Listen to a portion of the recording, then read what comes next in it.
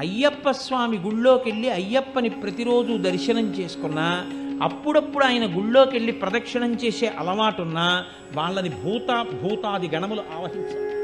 ఎందుకో తెలుసా అండి, ఆయన చెప్పు చేతల్లో ఉంటాయి. ఒరేయ్ నువ్వు వాడి జోలికి వెళ్ళకు అంటాడు ఆయన. వెళ్ళవు, మీకు ఉపకారం కాదండి, ఇంకంతకన్నా ఉపకారం ఏంటి?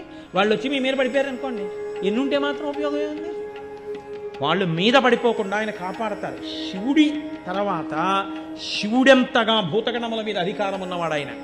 శివుడిలా ధర్మమునందు అనురక్తి ఉన్నవాడు, శివుడిలా గురువులంటే ప్రీతి ఉన్నవాడు, శివుడిలా జ్ఞానమిచ్చి మోక్షం ఇవ్వగలిగినవాడు, విష్ణువులా పూర్ణుడు, విష్ణువులా పుష్కలుడు, విష్ణువులా ఏది కావాలంటే అది ఇవ్వగలిగినవాడు, అమ్మవారిలా శక్తి స్వరూపుడు, అమ్మవారిలా నిరంతరము ఎటువంటి కదలికలైనా కదలించగలిగినటువంటి వాడు, ఎంత శక్తినైనా ఇవ్వగలిగిన వాడు, ఇన్ని కదలికలను ఆపి లయం చేసి మోక్షం